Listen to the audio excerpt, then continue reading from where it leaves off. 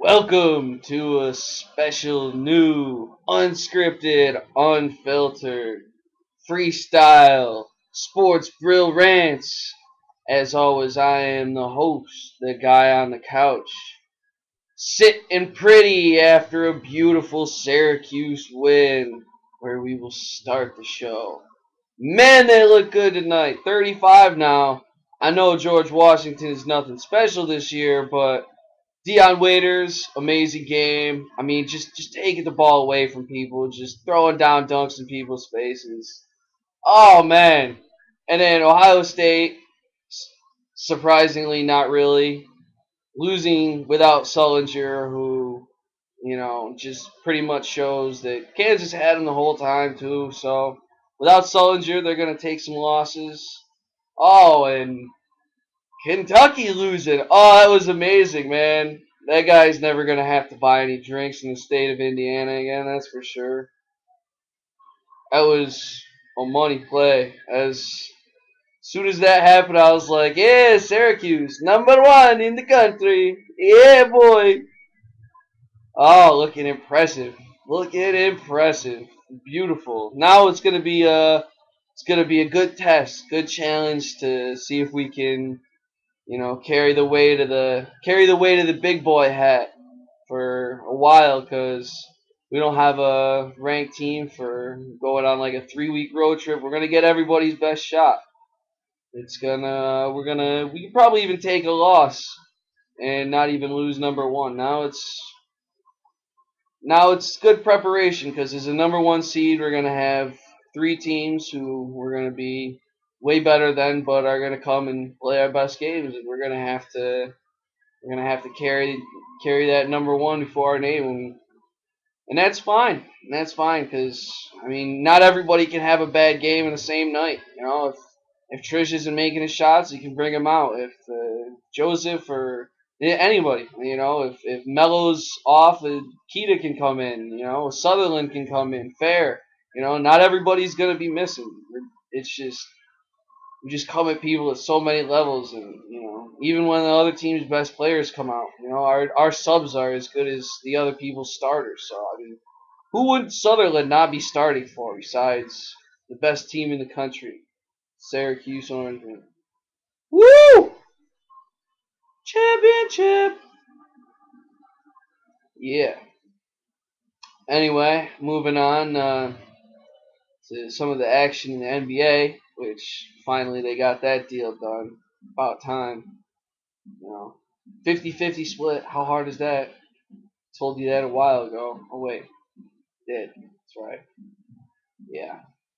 Anyway, one trade of note: the Chris Paul trade, the freaky three-way they've been talking about between the Hornets and the Lakers and the Rockets. And one thing I don't understand, well, I understand the basketball reasons, and they won't say it, but they can't sell tickets if they don't have a star like Chris Paul. And obviously, they don't consider Luis Scola, despite being a 20 and 10 player, or Kevin Martin, who can score 25, 30 a game whenever he plays. Is the same type of cachet. I mean, only guys in Sacramento and Houston know who Kevin Martin is, and only people who watch Houston games or are from Argentina know who Scola is and how he plays. But I mean, by my estimation, Scola himself is just as good as Paul Gasol. He certainly plays harder every night. Paul takes nights off, and I don't care if Paul's 7 foot. He's not like a center. His brother Mark, he's a real center. The only way that the Houston end makes any sense trading for a 32-year-old Paul Gasol who's on the ass back end of his prime, trade away their 2 best players and a draft pick, and then they have to give away more? That's insane. Insane. Thank God that trade fell apart. Would have been demoralizing as the only Rockets fan in the state of New York to see that fall apart that way. Oh, I would have been able to take it. Chris Paul to the Lakers. Come on.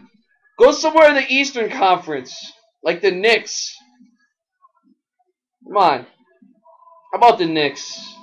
$58 million for Tyson Chandler? Overpay a little. Really, 4 years and 58 mil. This guy's got some injury problems. And then the Mike Bibby thing. I mean, Chandler. All right, I will overpay for Chandler. I mean, that those three. That's incredible. But you get rid of Billups and you bring in Bibby. Bibby's a shoot first point guard who can't play any defense at all, and he is not a shoot first point guard. Is not the type of point guard you want to get the ball to Carmelo and Amari.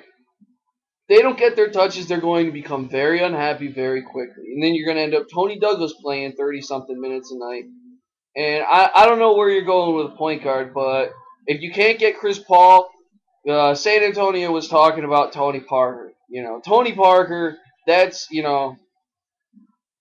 Knicks were able to get him. They would be able to combat the Heat with newly acquired Shane Battier, which is a huge move for him because he does everything that LeBron doesn't in the fourth quarter, which is, hit big shots, play hard, play defense like constantly, and he'll bring that level up for that entire team where they're going to be extra formidable now. Battier is going to be the piece that, in my view, makes them the favorite. Assuming LeBron doesn't go and play football for the Cowboys and try to bail out their season as a star wide receiver.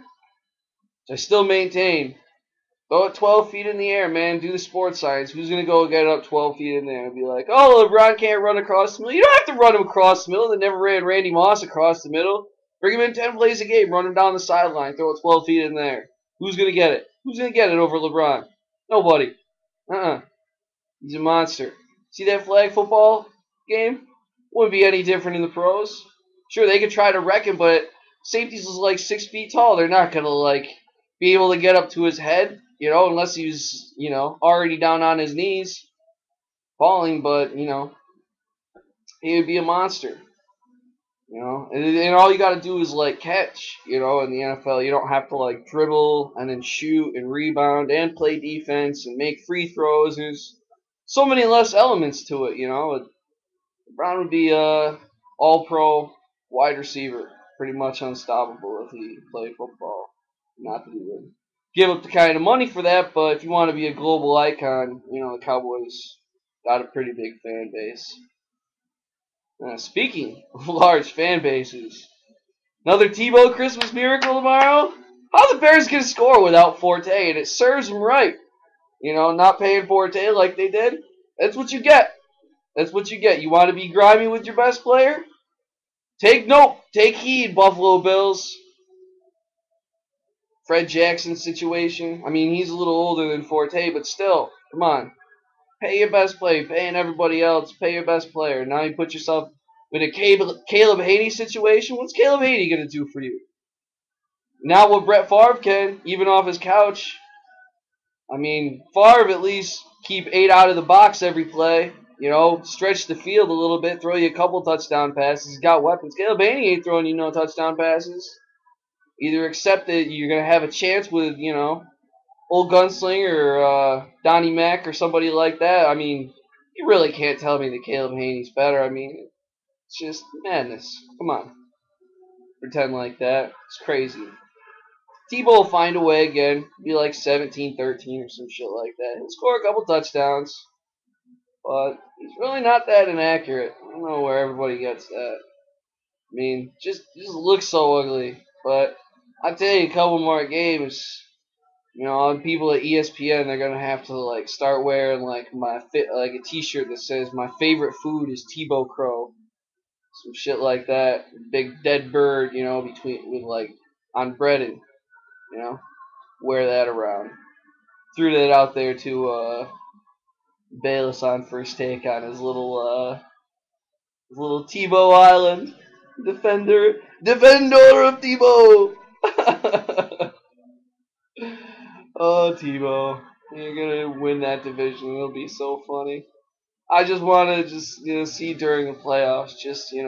People are gonna be so mad having to talk about it. Oh, it'd just be so funny. Now that the Bills have abandoned all hope. Actually, now what the Bills will do is they'll win out. They'll finish 9-7, just so they can miss the playoffs and still not get a top 10 draft pick. Therefore, only marginally improving, like they like to do for some godforsaken reason. So I'm a demoralized football fan. I'm just gonna watch Tebow for my own entertainment from this point forward. And for all you drafted basketball teams out there that want a horrifyingly hilarious team name, especially Syracuse fans, go with Bernie's Ball Handlers. Yeah, think about it. Messed up, I know. But, as far as drafting goes, I recommend if you know your stuff to go auction style. You get better players farther down. Guys like Andrea Bargnani for a fifth of the price, Dirk Nowitzki, who's going to have pretty comparable stats. Dirk will have, more rebounds, but the points per game, the percentage is pretty similar.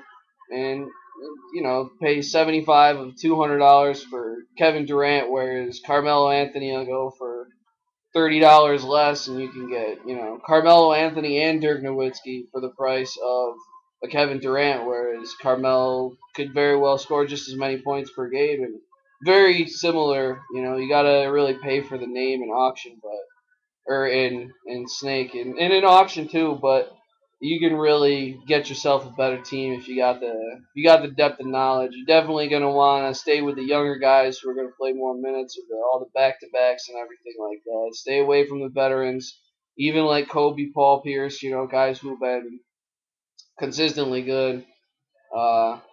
Maybe Ray Allen just because he's a good value and he's high percentage farther down, but stay away from guys with, coming off injuries who may not be healthy. I'm not going to give you all specifics until I've drafted all my teams. Who knows if you'll find yourself in a league against me. So, got to withhold that. Fantasy football playoffs tomorrow. Good luck, y'all. I would make some advice, but I already benched Antonio Brown this week, so I'm not qualified to give any fantasy football starting advice right now. I will just say, may the force be with you. And until next time, Boston sucks.